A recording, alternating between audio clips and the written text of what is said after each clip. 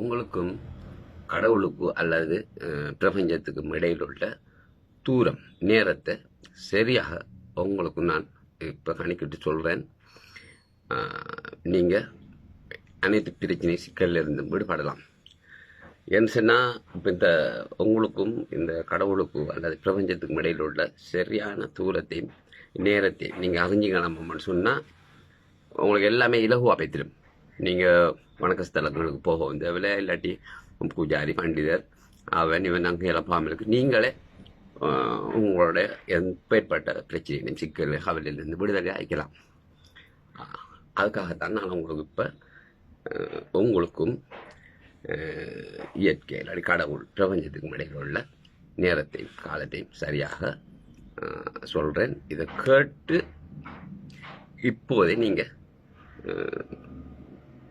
உங்களுடைய வாழ்வை அதன் கலையில் வாழ்ந்து கொள்ளுங்கள். சரி, ஒரு மனுஷனுக்கும் பிரபஞ்சம் இல்லாட்டி இயற்கை கடவுளுக்கும் இடையில் உள்ள நேரம். உங்களுக்கும் ஒரு மனுஷன் உங்களுக்கும் இப்போ உங்களோட கண் இல்லாட்டி உங்களோட மூக்கு இல்லாட்டி உங்களோட கை உங்களுக்கும் உங்களோட கைக்கும் எவ்வளோ தூரத்தில் இருக்குதோ அந்த அளவு தூரத்தில் தான்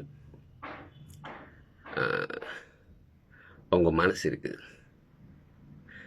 இந்த மனசுக்கு அப்பால் ஒரு விடயம் இருக்குது. அதாவது மனிதனுக்கு உடல் இருக்குது, மனம் இருக்குது, ஆன்மா இருக்குது. ஆன்மாக்கு அப்பால் ஒன்று இருக்குது, பரமாத்மா. சரி, உங்களுக்கும் உங்கள் மனசுக்கும் இடையில் உள்ள தூரம், அதாவது உங்களுக்கும் உங்களுடைய உறுப்புகளுக்கும் இடையில் உள்ள தூரம் தான்.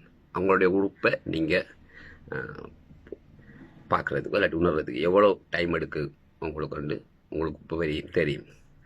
அதே மாதிரி இந்த மனசுக்கு அங்கால ஆன்மா இருக்குது. ஆன்மாவுக்கும் அதே தூரம் தான். உங்களுக்கும் உங்களோட கைக்கு இடையில் எவ்வளோ தூரம் இருக்குது அந்த தூரம் தான், அந்த டைம் தான் ஆன்மாக்கும் உங்களுக்கும் இடையில் உள்ள தூரம். அதுக்கு அங்கே பரமாத்மா இருக்கு, அது அந்த டிஸ்டன்ஸில் தான் இருக்குது. ஆகவே இப்போ உங்களுக்கு புரிஞ்சிருக்கும் உங்களுக்கும் கடவுளுக்கும் எவ்வளோ தூரமானு சொல்லி.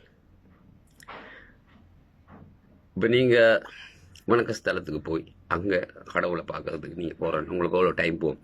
சரி, மழை வேறு வெயிலூர் பெய்துக்கேலாம் அங்கே போய் நீங்கள் அவரை பார்க்குறதுக்கு இடையில தரகர்கள் இருக்காங்க. இவங்கெல்லாம் வர வேண்டியிருக்கி. இப்போ உங்களுக்கு கடவுளுக்கும் இல்லை இயற்கைக்கும் உங்களுக்கும் இடையில் உள்ள தூரத்தை நான் சொல்லிட்டேன். நீங்கள்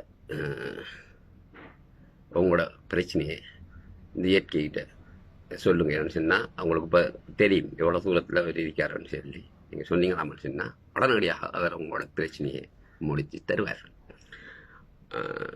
உங்களுக்கு இன்னும் அந்த பிரபஞ்சத்துக்கிட்ட எதை கேட்டீங்கன்னு சொன்னாலும் அதை உடனே கொடுத்துரும். அப்படி இருந்தும் உங்களுக்கு இந்த கடவுள்கிட்ட இல்லாட்டி பிரபஞ்சத்துக்கிட்ட பேசுகிறதுக்கு அப்பவும் தெரியாமல் இருந்தால் இதுக்கு முதல் உள்ள என்னுடைய இந்த பேஜில் உள்ள வீடியோஸ்களில் நான் அதை கற்றுக் கொடுக்குறேன். நீங்கள் போய் அதை பார்த்தீங்களாமான்னு சொன்னால் சரி. நன்றி, வணக்கம்.